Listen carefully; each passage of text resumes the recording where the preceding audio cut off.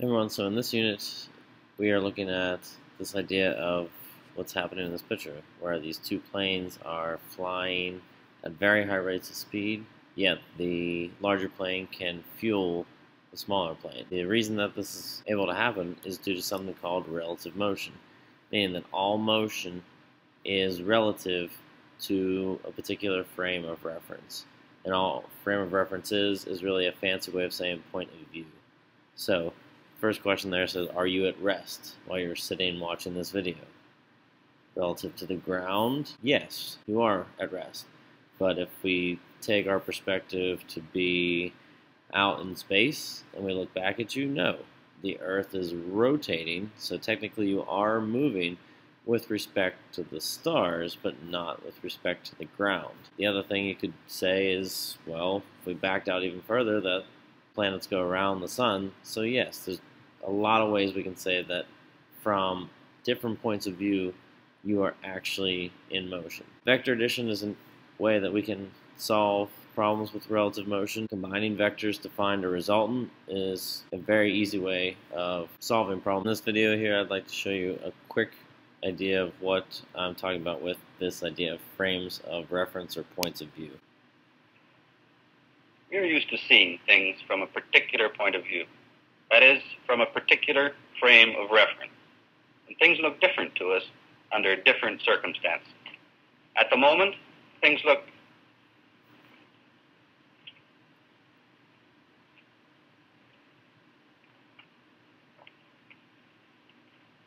You look peculiar. You're upside down. No, you're the one that's upside down. No, you're upside down. Well, I'm not.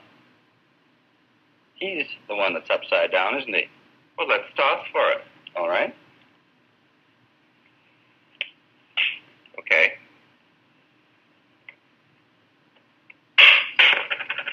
You lose. He's the one that's really upside down. You better come into my frame of reference now.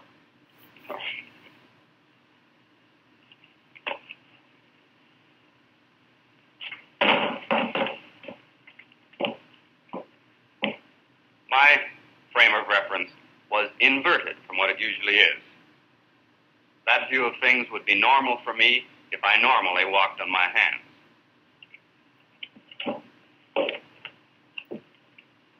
This represents a frame of reference, just three rods stuck together so that each is at right angles to the other two. Now I'm going to move in this direction. You see the frame at the same spot on your screen, but you know I'm moving this way because you see the wall moving this way behind me. But how do you know that I'm not standing still and the wall moving? Very good question. From this point of view, we see that XYZ plane moving, but we're not really sure, like he said, if it's him moving or if it is the background actually moving. It was the wall that was moving. Now the wall has disappeared and you have no idea what's going on. Is this guy at rest right now? Is he in motion? We don't have anything to base our understanding of motion off of, because in this frame of reference we can't see if that frame of reference is actually moving relative to something else. The only way you know you're moving really in your car, if you're a passenger, is that you can look out and see that the trees are zipping by you in the opposite direction. So then you get a sense of, okay, I must be moving forward for the trees to be moving backwards. Now, Galileo had a really good thought experiment with this, saying that if you were in a ship, a very large ship that didn't really feel the up and down movement of the ocean, and you were down inside the ship with no windows, you really couldn't tell whether you were at rest or whether you are at constant motion. There's just no way to tell without having some frame of reference or something to refer to. Back with these guys. no way of telling whether I am moving or not. But now you know that I'm moving. The point of this is that all motion is relative. In both cases, I was moving relative to the wall, and the wall was moving relative to me. All motion is relative, but we tend to think of one thing as being fixed and the other thing as being moving.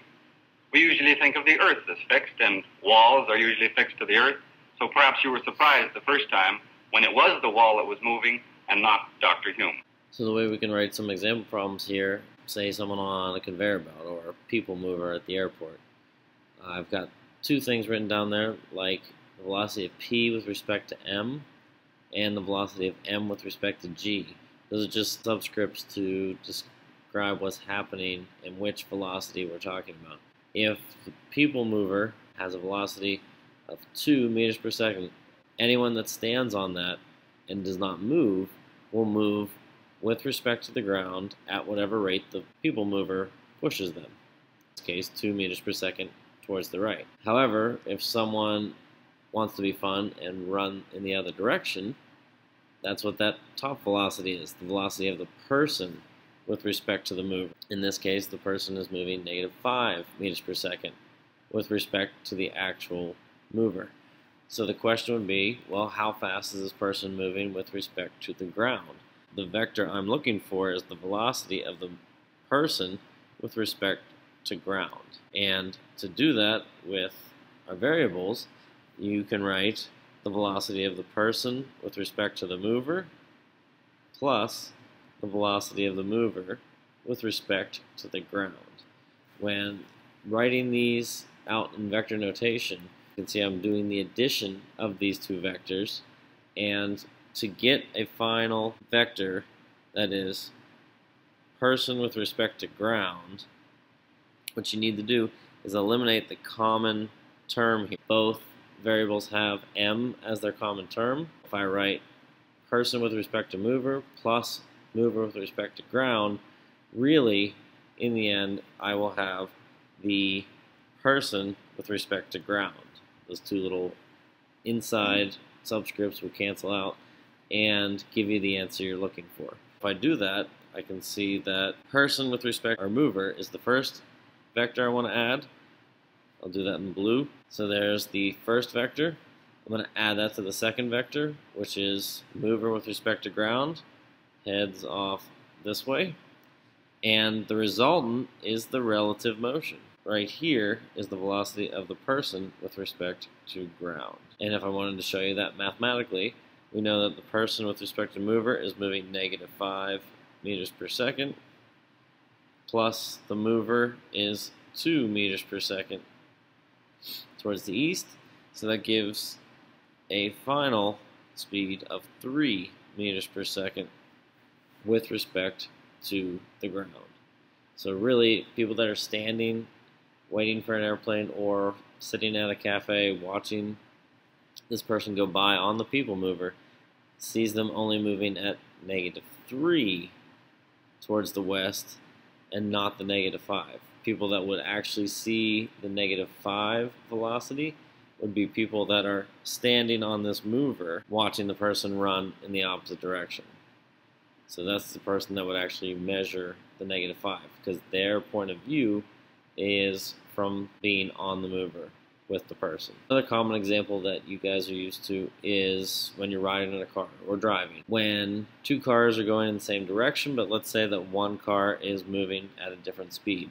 Let's say that car A is moving towards the east at 30 meters per second, and car B is moving to the east at 35 meters per second. So we can ask really two different questions here. We could say, hey, what is the velocity of car B with respect to car A, meaning from A's point of view, how do they see B moving?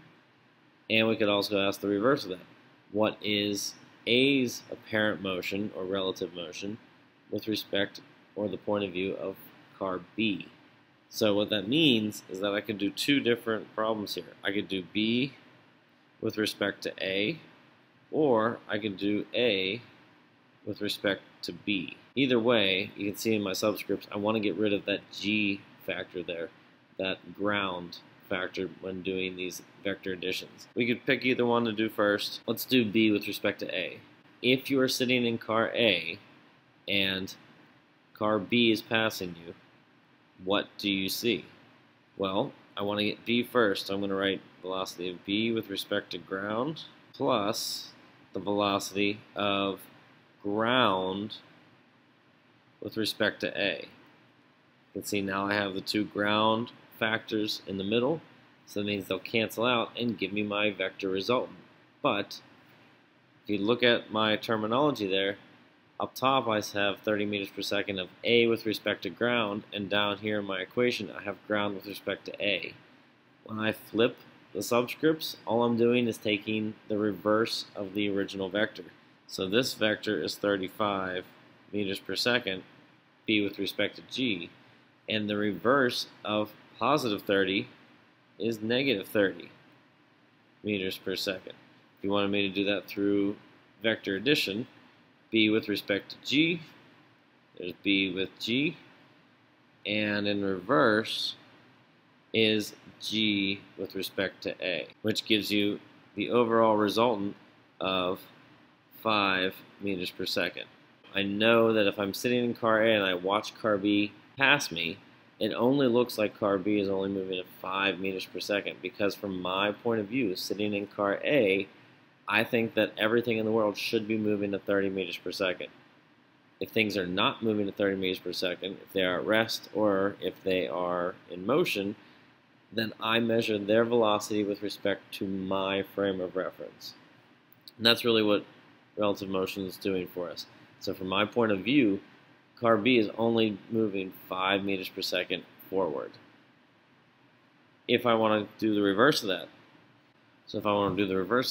velocity of car A with respect to car B, kind of do the reverse of that. You do velocity of A with respect to ground plus the velocity of the ground with respect to B. Again, making sure those middle subscripts cancel out.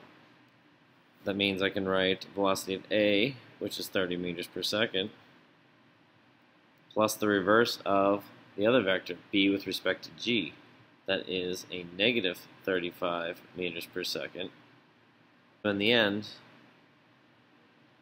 car B measures car A moving backwards at negative 5 meters per second. So if you were sitting in car B and you were watching car A as you approach them from your point of view, from B's point of view, you see car A actually drifting backwards. Even though the tires are running forwards, you are passing them and they're moving backwards from your point of view at this negative 5 meter per second rate. We could also do another scenario with car A and car B coming at each other. Let's say the velocity of A is 30 meters per second towards the east still, and now we have velocity of car B is negative 35 meters per second towards the west. So all that does is change the sign of my two velocities. This one being positive 30 and this one being negative 35. Again, if I measure the velocity of car A from car's B point of view, do the same thing with subscripts. Velocity of A with respect to G plus velocity of G with respect to B. A with respect to G is the same vector at 30 meters per second, and I'm going to add that to the reverse of B with respect to G.